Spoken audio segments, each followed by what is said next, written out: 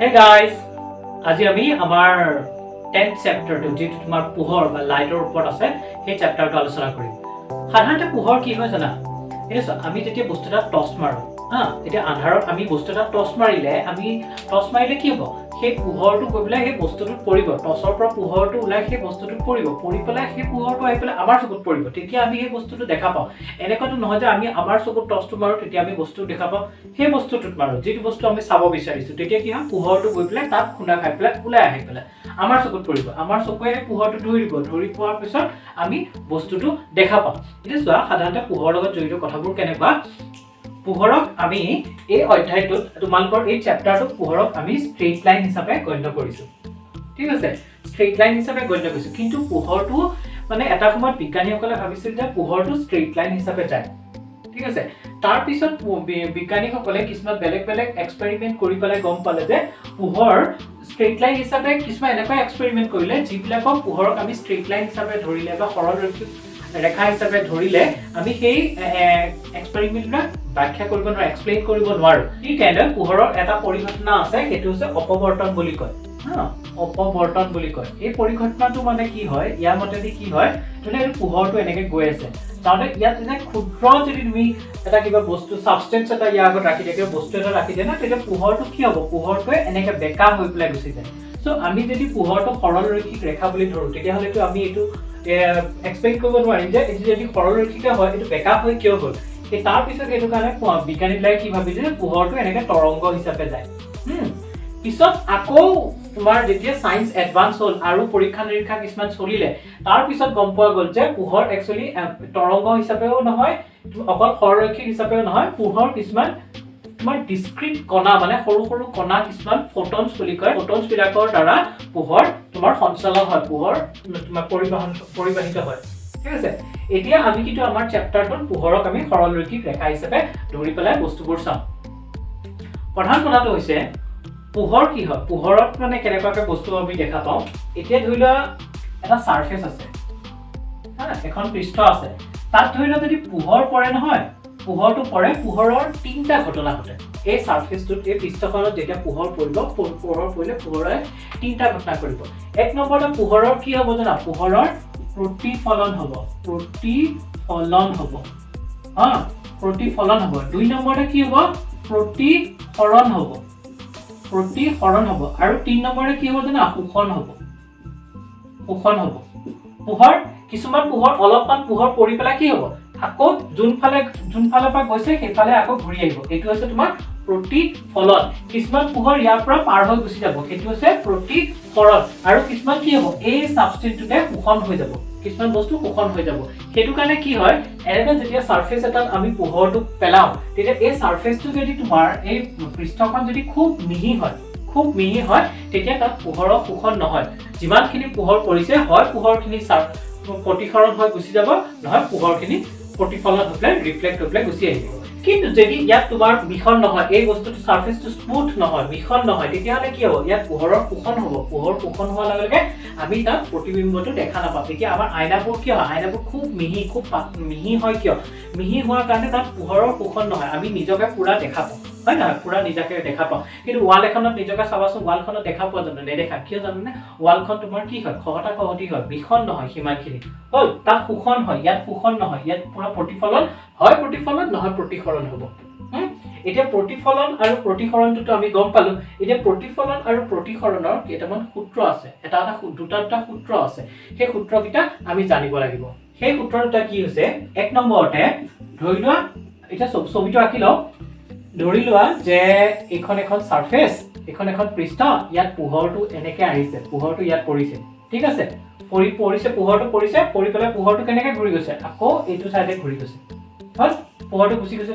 এইটো যে এই পোহৰটো যে আছে, এইটো কি হয় জানা? আপতিত ৰশ্মি বুলি কয়।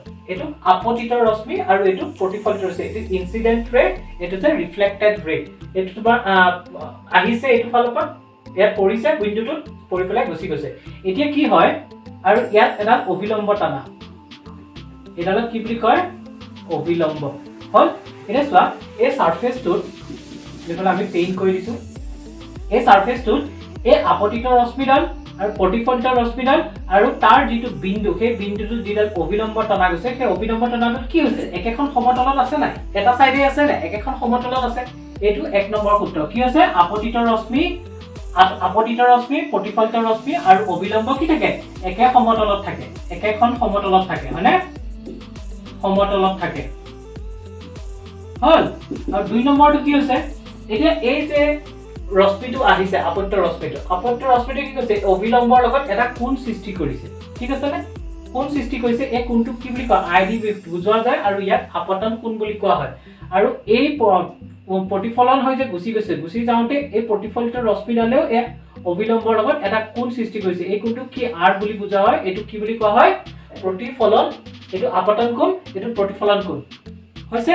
এতিয়া দ্বিতীয় সূত্ৰটো কি হয় আপতন কোণটো প্ৰতিফলন কোণৰ সমান কি হয় আপতন কোণটো প্ৰতিফলন কোণৰ সমান এইটো হৈছে পোহৰ প্ৰতিফলনৰ দুটা কন্ডিশন ঠিক আছে এই দুটা ইয়াৰ কন্ডিশন কি আছে এক নম্বৰতে এই দুটা তোমাৰ আপতিত ৰশ্মি আৰু প্ৰতিফলিত ৰশ্মি আৰু অভিলম্ব কি এখন সমতলত থাকিব দুই নম্বৰতে আপতন কোণ আৰু প্ৰতিফলন কোণ ইটোৰ সমান হয় নেক্সট আমি চাম দাপোন সাধাৰণতে দাপোনক তিনি প্ৰকাৰত আমি আমাৰ সিলেবাছত দিয়া আছে এক নম্বৰতে তোমাৰ সমতল দাপোন যিখন আমি আইনাত যে মুখখন চাওঁ এখন আছে সমতল দাপোন তাৰ পিছত আৰু দুখন আছে গোলাকাৰ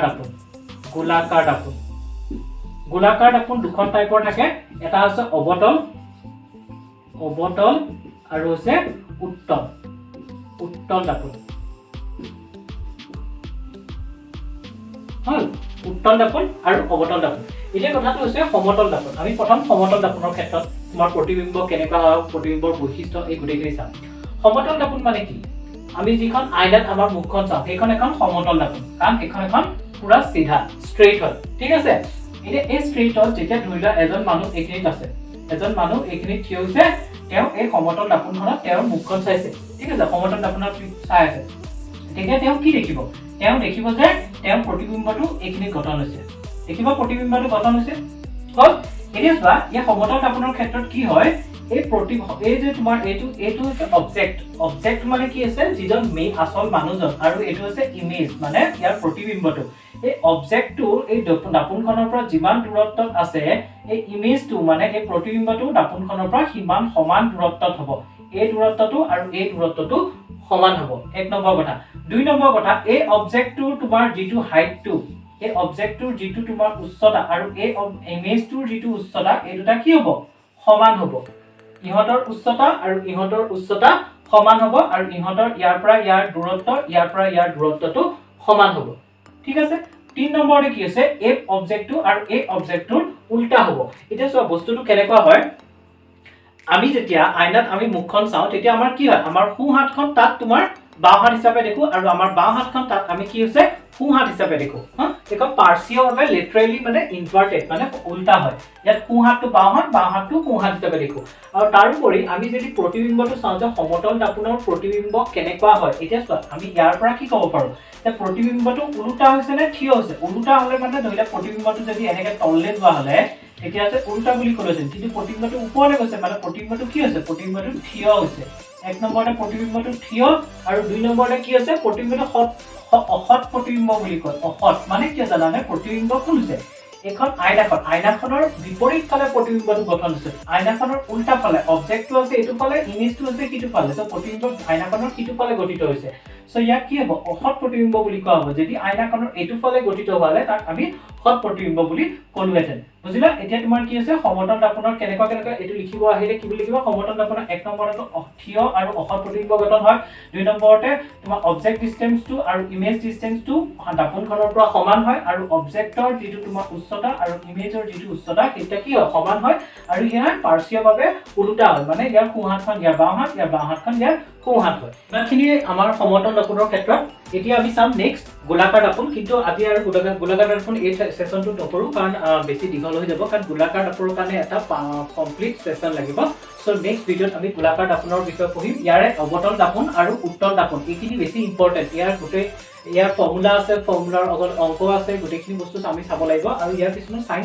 কনভেনশন আছে মানে ইয়াৰ কেনেকুৱা প্ৰতিবিম্ব গঠন হয় ইয়াৰ কেনেকুৱা প্ৰতিবিম্ব গঠন হয় গোটেইখিনি আমি চাব লাগিব এতিয়া আজি ইমানখিনিত হওঁ তোমালোকে এটা কাম কৰিবা যে চেনেলটো ছাবস্ক্ৰাইব কৰি দিবা, লাইক কৰি দিবা, কমেণ্ট কৰি দিবা, শ্বেয়াৰ কৰিবা আৰু এনি প্ৰব্লেম থাকিলে, এনি কিবা খোজা থাকিলে বা কিবা ইম্প্ৰুভমেণ্ট কৰিব লগা থাকিলে সেইখিনি কমেণ্ট কৰি মোক জনাবা। Thank U.